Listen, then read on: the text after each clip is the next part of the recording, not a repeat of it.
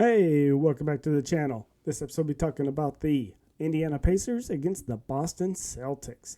If you haven't already, please hit the like and subscribe down below. Be greatly appreciated. All right, let's get right into it. So, the Boston Celtics lead the Indiana Pacers in the best of 7 series 2-0. And it could be completely different. In game 1, Pacers were up 3 with 10 seconds to go and the ball on the side. I honestly stopped watching. I'm like, Pacers got this. Game's over. Whatever. Turned it, started doing something else. Like 10 minutes later, I'm like, let me just see what the Pacers, how much they end up winning by. Wait, what? Huh? What happened? What? The Celtics are up by 5 in overtime? How? What happened? And so I flipped over, looking highlights, and they threw it out, and then the Celtics got game tying 3, which they're kind of lucky. Pacers in a way got lucky. They didn't call it a foul for a 4-point play, but it is what it is. But they ended up getting up, tying it, going to overtime, and they didn't easily win, but they won in OT. And it's like, oof, that old saying, the saying is you can't lose a game in the first quarter or like the first inning. You can't win it, but you can lose it in the first. And you almost get that feeling with this game. The Pacers or the Celtics aren't going to win the series based on that one game, but you almost feel like the Pacers are going to lose a series on that first game. And it similar to the J.R. Smith Cavs and the Warriors in the NBA Finals when J.R. Smith got that free throw miss, and instead of putting it right back up, he goes out. They go into overtime. They lose that game in overtime, and then the Warriors end up winning the series. It was either a sweep or the Cavs won one, something like that. But that whole series felt like it changed with that one play in that one game. The Cavs couldn't steal home court in that game, and it felt like that was their chance. They didn't do it, and they ended up losing the series. And it almost feels the same thing with this Pacers Celtics series, where if the Pacers would have won that game, it would have put so much more on the Celtics in game 2. That would have been almost a must-win game. They can't go 2-0 with home court. And then you go 2-0, and then you go back to Indiana. And that crowd's going to be all over the place. But instead, somehow, the Celtics steal game. I guess you can say they stole game 1. And then they kind of ran away with game 2. It got kind of close, but the Celtics kind of went off with it. Jaylen Brown with 40. And they still don't have Porzingis playing because he's hurt. He's not going to play game 3. But now you also think Haliburton. He's hurt. He's questionable for game 3.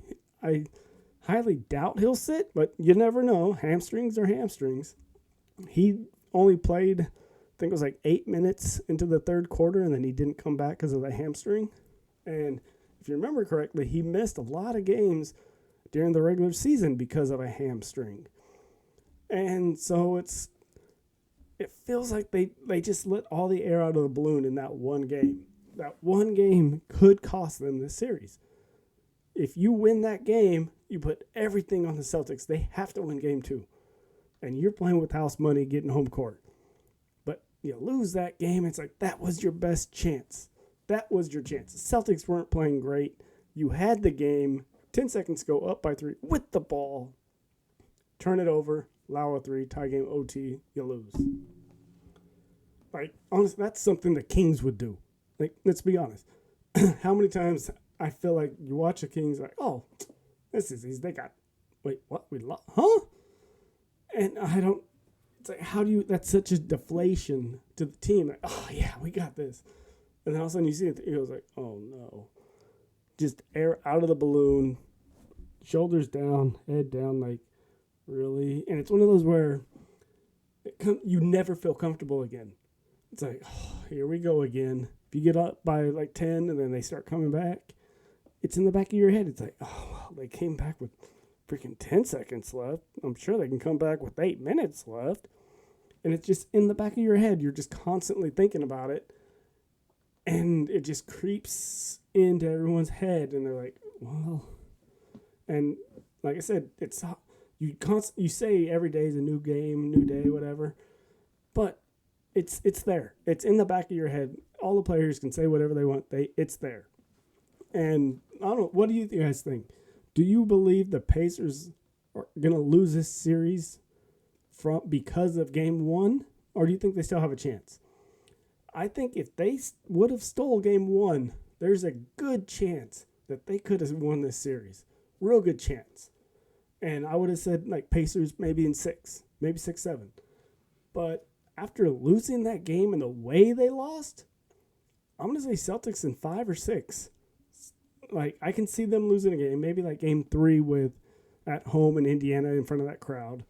And the Celtics, this whole series, or this whole run, they've lost one game and then jumped back on it. And I've seen a lot of people saying, oh, the Celtics are just getting lucky. They've had easy matchups and whatnot. It's like, yeah, you know what? That's why they're the 1 seed. The benefit of being the 1 seed. You get easier opponents. I mean, you can't knock them. Like, they were the 1 seed. They can only beat who's in front of them. My thing is, look at it the other way around. Pacers.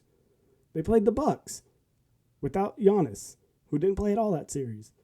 Lillard missed 2 games and kind of played game 6? He tried to go, but you could tell he was hurt. So they played the Bucks without their top 2 players. And they still kind of got pushed in that series. And then last series against the Knicks. The Knicks didn't have OG played like, maybe 1, maybe 2 games? But he was out. Didn't play the rest of the series. He tried to come back Game 7, but he wasn't himself. Jaylen Brunson got hurt in Game 7. Hart got hurt in Game 6. He wasn't himself. So you can make the argument that the Pacers haven't even played top-level talent or teams. Every team that they've played have been injuries. So it's not like, just the Celtics have gotten the easy road. For the most part, the Pacers have kind of got it easy too. They haven't played a single team 100% healthy with their stars.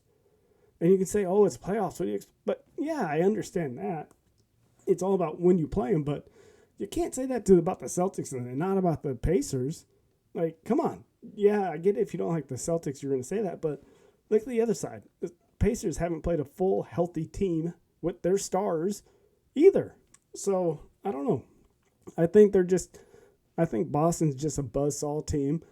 If they don't win it this year, I think Tatum or Brown is gone.